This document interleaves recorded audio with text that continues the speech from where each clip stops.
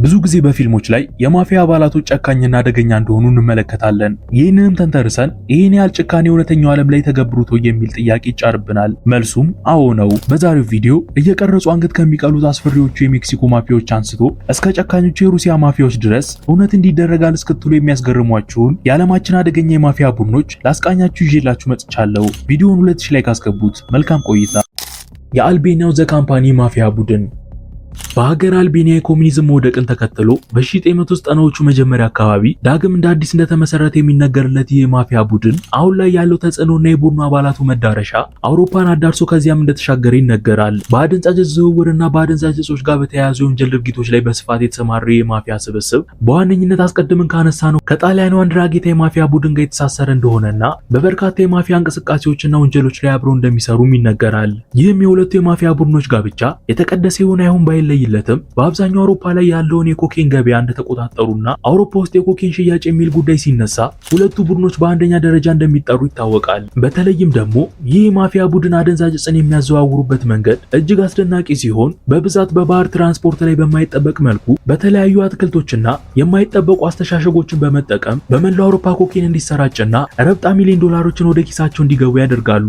ከዚህ በተጨማሪም ይህ ማፊያ ቡድን ከሌሎቹ ለየት የሚያደርገው አንድ ዋነኛ ነገር የሚጠቀስ ሲሆን ይህም ቡድኑ የሚፈልጋቸውን ነገሮች ለማግኘትና ጉዳዮቹን ለማስፈጸም እንደ ሌሎቹ በጉልበት ሳይሆን የተለያዩ የማግባባት ስራዎችን በመስራትና ብልጠትን በመጠቀም ማሳካቱ በልዩነት ይጠቀሳል። በዚህ የማፊያ ቡድን ውስጥ አባላቱ የተለያየ የስልጣን እርከን ያላቸው ሲሆን ይህም የስልጣን ተዋረድ በቤተሰብ የተከፋፈለ ነው። በዚህ የማፊያ ቡድን ውስጥ እጅግ ከፍተኛ የሚባል መከባበርና የስራ ስነ ምግባር ያለ ሲሆን የፍትህ አካላትም የቡድኑን የወንብድና ተግባራን ለማጋለጥና የህግ እርምጃ ለመውሰድ አስቸጋሪ ሆኖባቸዋል።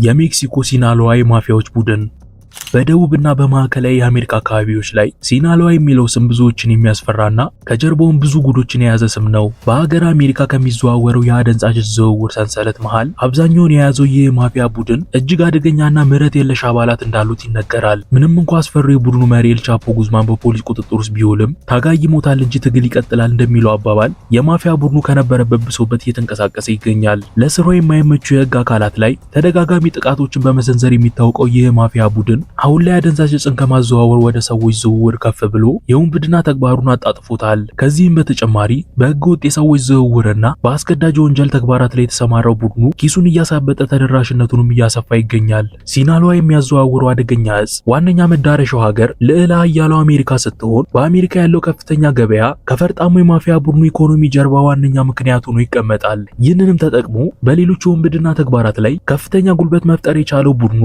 ለህግ አካላት ትልቅ ራስ ምታት ሆኖ ቀጥሏል። በሚያደርጋቸው እንቅስቃሴዎች ብዙዎችን የሚያሳትፈው ይህ ማፊያ ቡድን ፖሊስ በቀላሉ ሰንሰለቱን እንዳይበጣጥስ እንቅፋት ሆኖበታል። የቻይናው ትሬድስ የማፊያ ቡድን በዓለማችን ከሚገኙ እጅግ አደገኛ የማፊያ ቡድኖች መሃል ስሙ የሚጠቀሰው ከወደ ቻይና የበቀለው ቡድን እንደ አብዛኞቹ የማፊያ ቡድኖች በአደንዛዥ ዝውውር፣ በመኒ ላውንደሪንግ፣ በሰዎች ዝውውር፣ ሰዎችን በማስገደድ ወንጀል እንዲሰሩ በማድረግና በመሰል ህገወጥ ተግባራት ላይ የተሰማራ ቡድን ነው። በአጠቃላይ በዓለም አቀፍ ደረጃ የተበታተኑና በተለያዩ ሀገራት ውስጥ የሚንቀሳቀሱ ወደ 5000 የሚጠጉ አባላት ያሉት ትሬድስ በየሀገራቱ ዋነኛ የደህንነት ስጋት እስከመሆን ደርሷል። ከሁሉም በላይ ደግሞ የዚህን ቡድን አደገኛነት የሚያጎላው ጉዳይ የማፊያ ቡድኑ አመራሮችና አብዛኞቹ አባላት ከቻይና መንግስት ከፍተኛ ባለስልጣናት ጋር ከፍተኛ ቁርኝት ያላቸው መሆኑ ነው። የሀገረ ቻይና ባለስልጣናት የሚያከናውኗቸውን ህገወጥ እንቅስቃሴዎች ለመሸፈንና ያለምንም እንከን ለማስፈጸም እነዚህ የማፊያ ቡድን አባላት የሚጠቀሙ ሲሆን ትሬድስም በቻይና ያለውን ተጽዕኖ ከፍተኛ እንዲሆን አስችሎታል።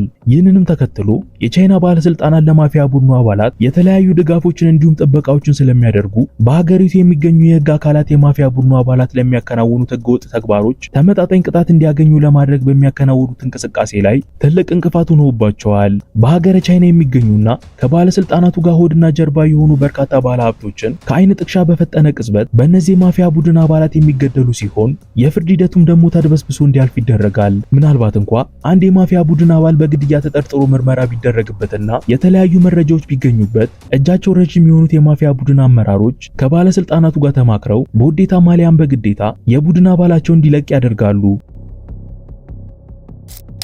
የጣሊያኑ ኢንድራጌታ የማፊያዎች ቡድን መነሻውን በሀገረ ጣሊያን ያደረገው ይህ ማፊያዎች ስብስብ ከተነሳበት ሀገር ውጭ በአጠቃላይ አሁን ላይ በ31 ሀገራት የተንቀሳቀሰ እንደሆነ ይታመናል። የአደንዛዥ ዕፅና የህገወጥ መሳሪያ ዝውውር፣ ህገወጥ ገንዘብን ህጋዊ ማድረግ ወይም መኒ ላውንደሪንግና በጉልበት ነገሮችን መፈጸም ከተሰማሩበት የማፊያነት ተግባር መሃል ዋነኞቹ ናቸው። ታዲያ በእነዚህ እንቅስቃሴዎች እጅግ ትርፋማ የሆኑ ሲሆን ረብጣ ሚሊዮን ዶላሮችን በተሞላ ኪሳቸው በርካቶችን መግዛት ችለዋል።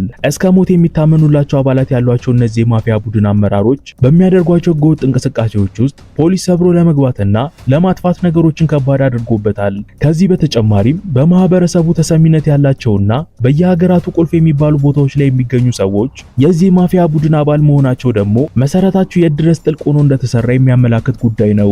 ከጣሊያን ተሻግረው በ31 ሀገር የሚንቀሳቀሱት እነዚህ የማፊያ ቡድን አባላት በኢኮኖሚው ጠንካራ የሚሆኑበትን እድል መፍጠር የቻሉ ሲሆን ከሁሉም በላይ ደግሞ በእነዚህ ሁሉ ሀገራት የሚሰሯቸውን ህገወጥ ስራዎች ተከትሎ የሚመጣውን ገንዘብ ህጋዊ መልክ በማስያዙ በኩል ነገሮችን አልጋ በአልጋ እንዲሆኑላቸው ያደርጋል። በየሀገራቱ የሚገኙ ቴክኖሎጂዎችን፣ የህግ ክፍተቶችን፣ የደህንነትና የመከላከያ ቁመናዎችን በመረዳትና ልምድ በመለዋወጥ አስፈሪ አገዛዝ መፍጠር የቻሉት አንድራጌታዎች የዘረጓቸው የወንብድና መስመሮች ጠንካራ ስለሆኑ በሚሰሯቸው ወንጀሎች ልክ ተጠያቂ ሳይሆኑ ወንጀለኝነትን ልክ አድርገው እንዲቀጥሉ አስችሏቸዋል።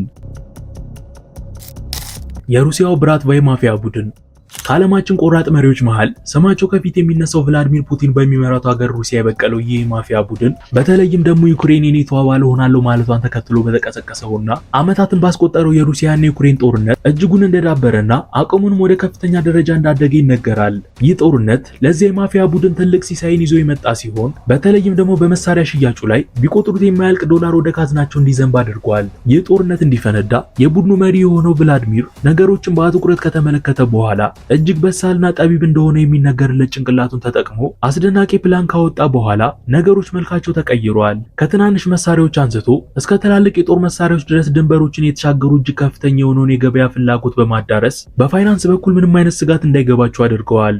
ይህም የመሳሪያ ንግድ ያላቸውን አድማስ ከማስፋቱ በተጨማሪ በማፊያው መስመራቸው ውስጥ እጅግ ወሳኝ የሚባሉ ሰዎችን ወዳጅ ማድረግ የቻሉበት ምርጥ አጋጣሚ ነው። ከሩሲያ ተሻግሮ አብዛኛውን የአውሮፓ ዳርቻዎች ባዳረሰው እንቅስቃሴ ከፑቲን ከፍተኛ ፈተና ይገጥማቸዋል የሚል ግምት ቢበዛም ነገር ግን የሩሲያ መንግስት አሁን ላይ ከገባበት ጦርነት ጋር በተያያዘ ከብራትቫና ሌሎች የማፊያ ቡድን አባላት ጋር በትብብር መስራት የሀያላን ሀገር እጅ የበዛበትን ጦርነት ለማሸነፍ እየተጠቀሙበት ይገኛል። ከሩሲያ መንግስት ድጋፍ እንዲሁም ጥበቃ የሚያገኙት እነዚህ የማፊያ ቡድን አባላት በጦርነቱ ላይ በቀጥታ የሚሆን በተዘዋዋሪ የተሳተፉ ሲሆን የዘረጉት የማፊያ መስመር፣ ያላቸው የጦር አቅም፣ አብረዋቸው የሚሰሩ መንግስታትና ወሳኝ ቦታዎች ላይ የሚገኙ ሰዎች ብዛት፣ የታማኝ አባላቶቻቸው አይነትና ብዛት፣ የሎጂስቲክ አቅማቸው እንዲሁም በጠላቶቻቸው ላይ የሚወስዱት ርኅራኄ የሌለው እርምጃ አሁን ላይ በዓለማችን የተንቀሳቀሱ ከሚገኙ እጅግ አደገኛ ማፊያዎች መሃል በአንደኛ ደረጃ ስማቸው እንዲቀመጥ አድርጓል። በአጠቃላይ በዛሬው ቪዲዮ የዘረዘርናቸው የዓለማችን ማፊያዎች አሁን ባለንበት የ21ኛው ክፍለ ዘመን ዓለም ዘመናላቸው ዲሞክራሲ ተስፋፍቷል ከሚለው ተረት ጀርባ ያለውን ድብቁንና ጨለማውን የዓለም እውነታ